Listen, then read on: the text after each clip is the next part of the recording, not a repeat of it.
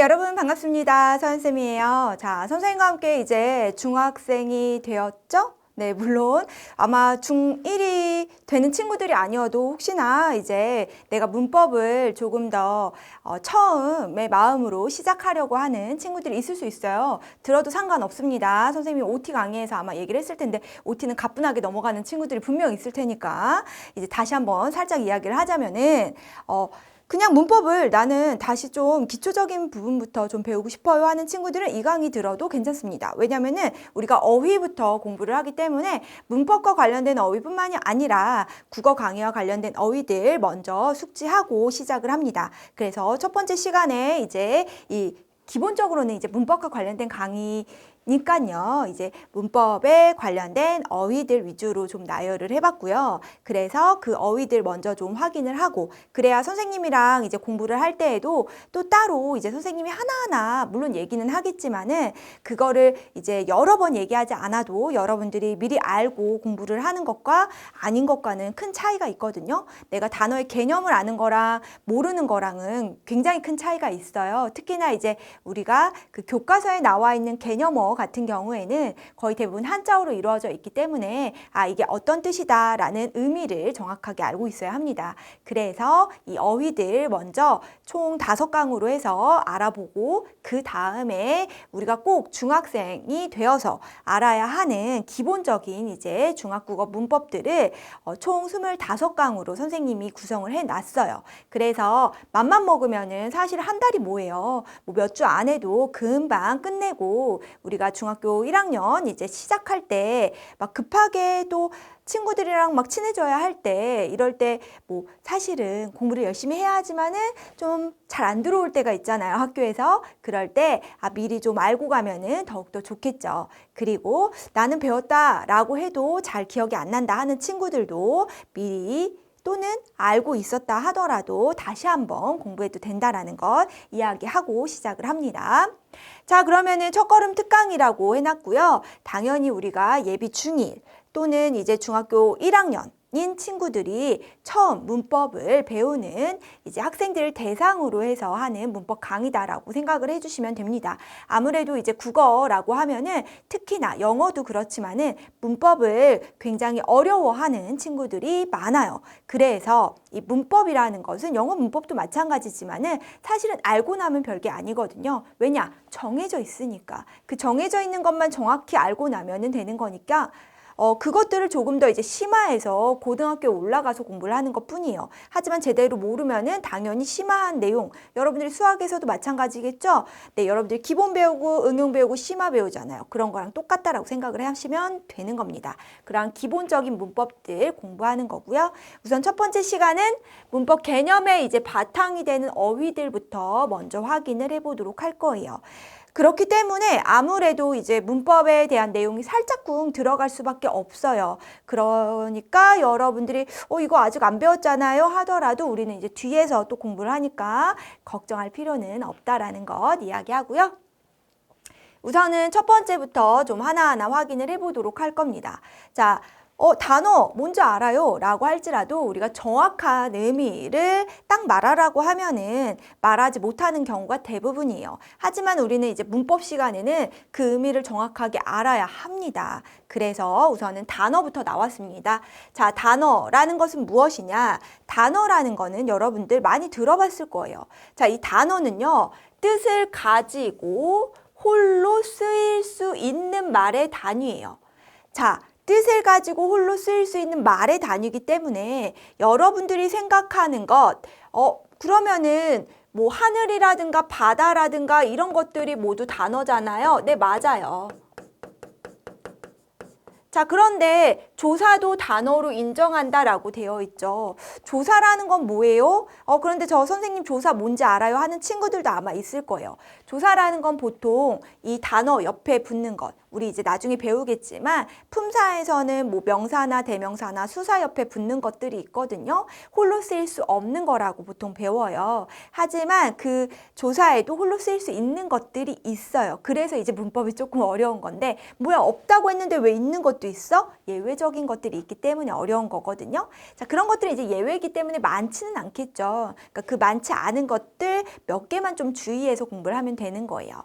자, 즉 조사도 단어로 인정을 한다라는 것, 요걸 조금 기억을 해주시면 되는 겁니다. 하지만 뭐 막 이런 것들 막 그런 거라는 거는 아니다라고 생각하시면 될 것 같고, 그냥 우리는 이제 개념, 그러니까는 이 의미 정도만 생각을 하는 거니까, 아, 단어라는 건 뜻을 가지고 홀로 쓰일 수 있는 말의 단위를 단어라고 하는 거구나라고 생각을 해주시면 좋을 것 같습니다. 그래서 보통 이제 낱말이라고도 한다라고 생각해 주시면 될 것 같고, 조사도 단어로 인정을 한다라는 거예요. 그래서 우리가 이제 이 단어랑 이야기할 때 이제 뭐 품사, 그 다음에 뭐 형태소 이런 식으로 공부를 하게 되는 거예요. 자, 그 다음에 이제 의성어와 의태어도 나오게 되는데요. 요거 의성어, 의태어 나올 때는 이제 뭐 단어를 어떻게 보느냐, 뭐 단어의 양상이라든가 어휘라고 해가지고 어휘, 양상, 뭐 체계 요런 거 공부할 때 이제 나오게 되기 때문에 공부를 하려고 하는 거거든요. 알아보는 거예요. 자, 근데 우리가 의성어와 의태어 같은 경우도 국어 시간에 다 배웠어요. 초등학교 때. 그래서 우리가 의성어라는 말은요, 사실은 시 같은 경우 또는 뭐 문학작품에서 소리를 흉내낸 말 해서 의성어라고 공부를 했었죠. 즉, 사람이나 사물의 이 소리를 흉내내는 말, 그게 바로 의성어다. 그래서 소리 성자다라고 생각하시면 되는 거고요. 그 다음에 의태어라는 거는 이 모양, 모양, 모습, 태가 좋다 이렇게 어른들이 표현하실 때가 있거든요. 그런 것처럼 의태어는 사람이나 사물의 모양이나 움직임을 흉내내는 말이다 라고 보시면 되는 겁니다. 그래서 우리가 초등학교 때 뭐 소리를 흉내내는 말, 뭐 짤랑짤랑 뭐 이런 것들 있죠. 그 다음에 모양을 흉내내는 말, 뭐 대굴대굴 이런 표현들이 있었죠. 아, 그런 거구나 라는 거 다 들어봤을 거예요.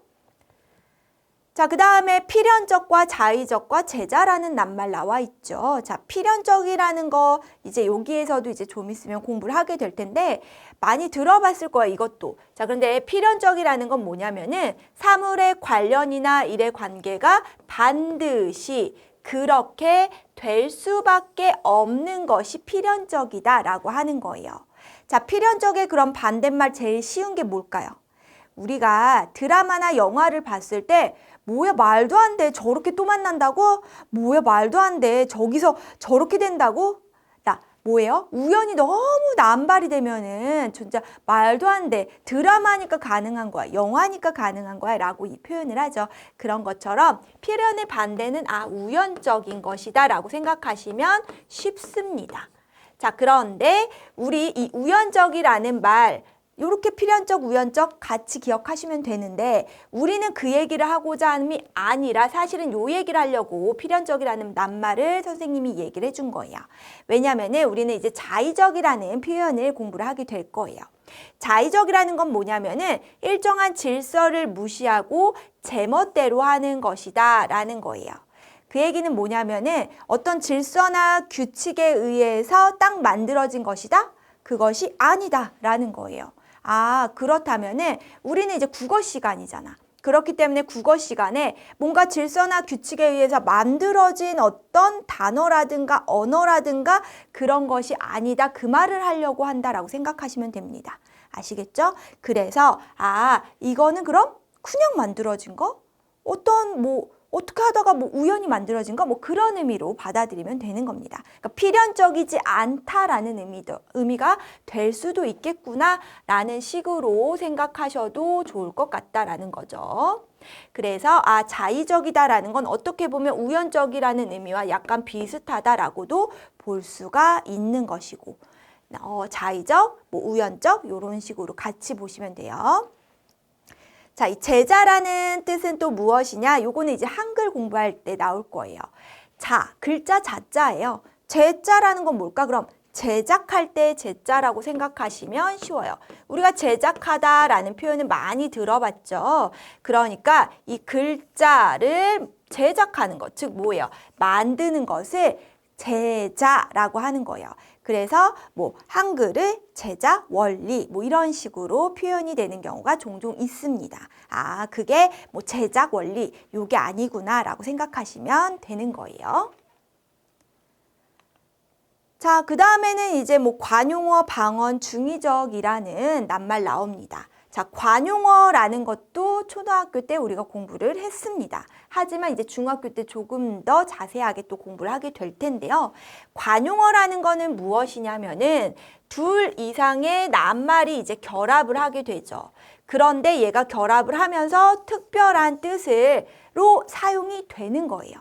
그래가지고 얘가 이제 우리들 사이에서 즉 관습적으로 굳어졌어요. 그렇기 때문에 우리들 사이, 그러니까는 우리 사회 구성원들끼리는 사실은 이 관용어를 써도 조금 이해를 하고 거의 대부분 알아요. 하지만 만약에 뭐 외국인이나 다른 나라의 문화에서 살던 사람들이 우리나라에 와서 이러한 관용어를 보게 되면은 그냥 우리 말을 막 이제 처음 배우거나 또 뭐 어린아이도 마찬가지예요. 이 관용어가 어떨까? 원래 두 낱말이 합쳐진 거니까 그 낱말 자체 의미로만 기억할 수밖에 없겠지. 즉 무슨 의미냐? 손이 크다라고 했었을 때 손이 크다라는 건 뭐예요? 둘 이상의 낱말이 결합을 한 거지. 그러면 손이 크다라는 게 말 그대로 크기가 크다라고 볼 수도 있지만 우리는 이게 관용어로 쓰일 때는 이 크기가 크다라는 의미로 쓰이냐? 아니다라는 거죠. 아, 손이 크다라는 건 뭐겠어요? 씀씀이 같은 것이 크다. 아, 그 사람은 손이 커서 세상에 이렇게 김치를 이렇게나 많이 나눠줬어. 이런 식으로 쓰일 때 그때는 관용어가 된다라는 것입니다. 아시겠죠? 자, 그럼 이제 방언도 나올 겁니다. 방언이라는 건 무엇이냐? 사회 계층에 따라서 우리는 또 이렇게 나눠요. 그 나눈다라는 게 분화됐다라고 이제 종류별로 구분했다라는 거거든요. 그 분화된 체계의 말 중에 하나다라는 겁니다. 자, 그런데 이 방언이라는 게 무엇이냐면 어느 한 지방, 요렇게 방자로 기억하시면 쉽겠죠.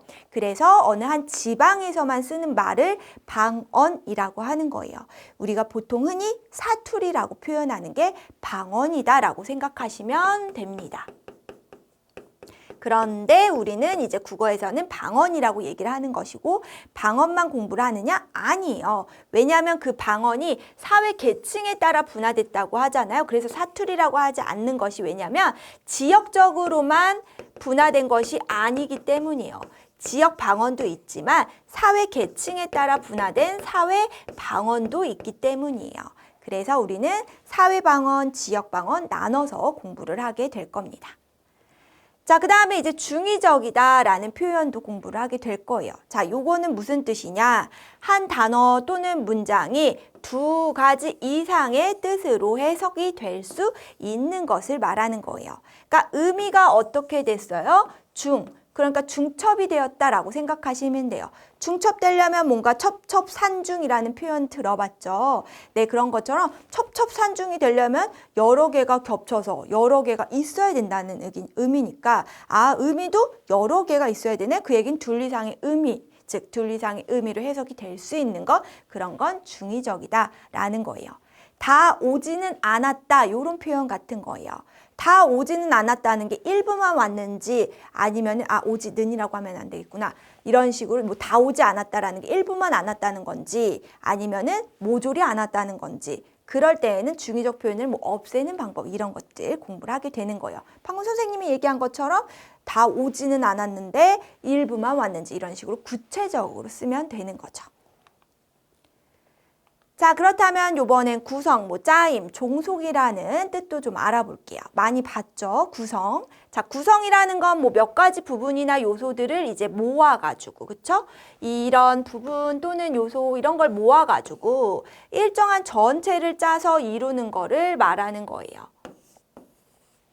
또는 그 이룬 결과를 구성이라고 하죠. 그래서 여러분들이 이제 글을 뭔가 이렇게 쓰라고 할 때 뭐예요, 우리는? 네. 구성을 짜죠. 즉 구성을 처음, 중간, 끝 이렇게 개요라고 하죠. 그런 구성을 만드는 거예요. 그걸 얘기하는 겁니다. 그래서 그런 걸 뭐라고 또 표현을 해? 짜임, 조직이나 구성. 짜임을 만들잖아요. 똑같은 비슷한 표현이구나 라고 생각하시면 되는 것이고, 자, 이 종속이라는 표현도 이제 굉장히 많이 보게 될 거예요. 자, 종속이라는 것은 뭐냐면 문장에 이제 여기서는 우리가 이제 문법에서 볼 거기 때문에 문장의 구성 성분으로서 볼 거예요. 다른 부분에 대해서 뭐 주술이나 수식이나 조건적 접속 따위의 관계로 결합하는 일이다 라고 표현을 했는데, 자, 이게 무슨 소리냐면은 우리가 이제 공부를 하게 될 건데 보면은 주술이라는 게 뭐냐면 뭐 주어나 서술어 뭐 이런 거예요. 그래서 그 속안에 이제 구성 성분으로서 다른 부분에 대해서 결합하는 거다, 요렇게 생각하시면 쉽습니다. 그래서 얘가 따로따로 떨어져 있다 문장이 요런 게 아니라 어떤 부분에 요렇게 속해서 결합해 있는 것이다. 그게 종속적으로 뭔가 결합해 있다, 요렇게 생각하시면 될 것 같아요. 근데 사실은 요거는요, 그러니까 뭔가 그런 거야. 어딘가에 속해 있다? 네, 요렇게 생각하시면 조금 더 쉬울 것 같습니다. 그래서 요거는 이제 여러분들이 나중에 내용을 보고 또 문장의 성분이나 이런 거 공부할 때 조금 더 이제 종속적인 표현 요럴 때 이런 의미구나라고 같이 예시랑 함께 보면은 조금 더 쉬울 것 같습니다. 그래서 이제 주술 다시 나오겠죠? 방금 말했죠? 주어와 서술어의 호응 관계다라고 했습니다.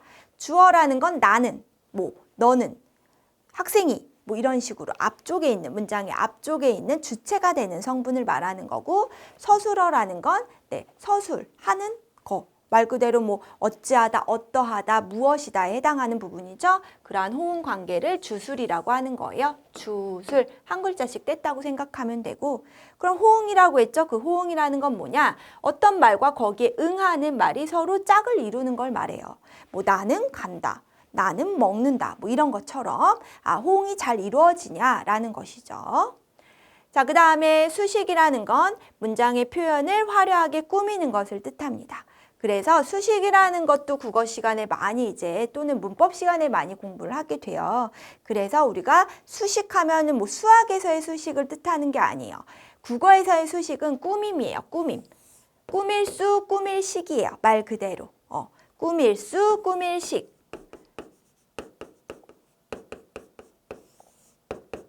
한자가 그대로 꾸밀 수, 꾸밀 식이다라고 생각하시면 됩니다.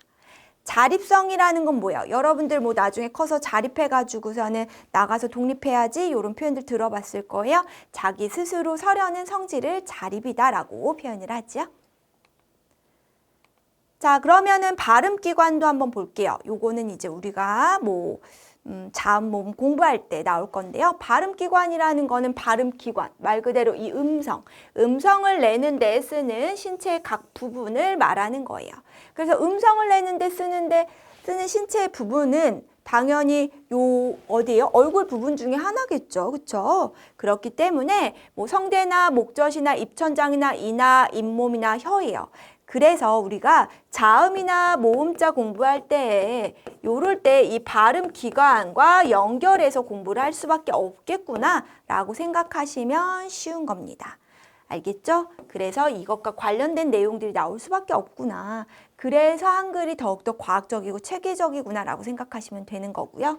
자, 그 다음에 어간과 어미에 대한 내용도 나올 거예요. 자, 어간하고 어미라는 건 뭐냐면은 이거는 이제 우리가 품사 공부할 때 용언에 대해서 공부를 하게 될 거예요. 용언이 활용이라는 걸 하게 돼요. 활용이라는 건 뭐냐면 문장 속에서 변하는 것이 있어요. 이런 거죠. 나는 먹는다, 먹고, 먹어서, 먹으니 이런 식으로 변하죠. 바로 먹다, 먹고, 먹으니, 먹어서. 자, 그렇다면 보세요. 변하지 않는 부분이 보이죠? 어디? 이렇게 갈라놨잖아. 이렇게 변하지 않는 부분을 바로 뭐라고 한다? 어간이라고 하는 거구나. 그럼 변하는 부분 바로 이 부분을 뭐라고 한다? 어미라고 하는 거구나 라고 생각하시면 되는 겁니다. 요것도 여러분들이 알아두셔야 이제 계속해서 우리가 문법 공부할 때 나오는 단어들, 표현들이다 라고 생각하시면 됩니다. 자, 그 다음에 품사, 가변어, 불변어 책에 나와요. 자, 방금 품사 공부하게 될 거라고 했죠? 자, 품사 우리가 또 이제 공부를 할 때 다시 한번 얘기할 거예요. 품사라는 건 바로 이러한 단어들을 기능이나 형태나 의미에 따라 나누어 놓은 갈래를 품사라고 합니다.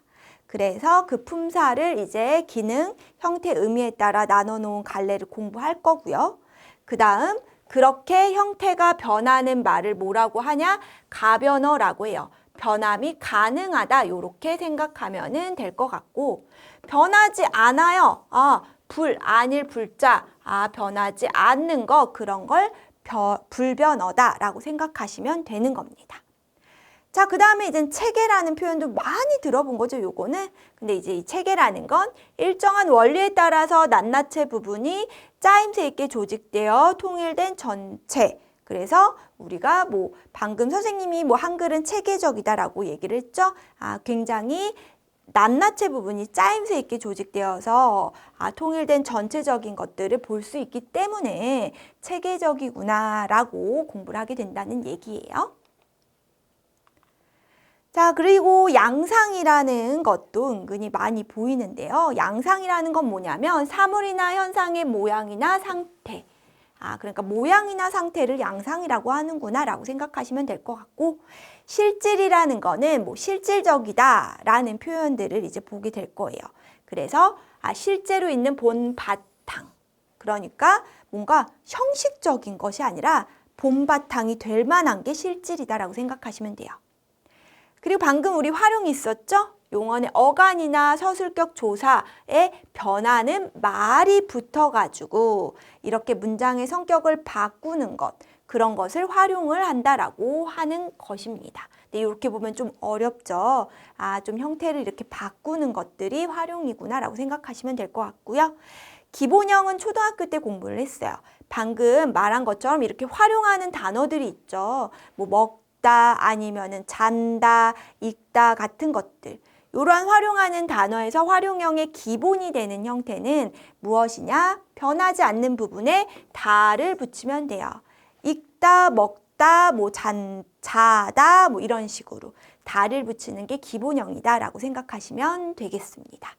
그래서 우리는 사전에서 찾으려면은 뭘 찾아야 되는 거다? 공부 다 했어요. 바로 요 기본형으로 찾아야 된다라는 것까지 공부를 했을 겁니다. 자, 이렇게 해서 우리 문법의 개념의 바탕이 되는 이러한 어휘들에 대해서 첫 번째 먼저 알아봤습니다. 이것만 알아봐도 굉장히 많은 것 같죠? 그럴 수밖에 없는 게 여러분들이 이제 꼭 알아야 되는 것들만 추려서 좀 또 본 거고요. 이것들을 선생님하고 이제 내용으로 같이 공부를 하면서 해야 하기 때문에 이것만 봐도 좀 어려워요 하더라도 걱정하지 않으셔도 되는 게 공부하면서 다시 한번 알게 될 거예요.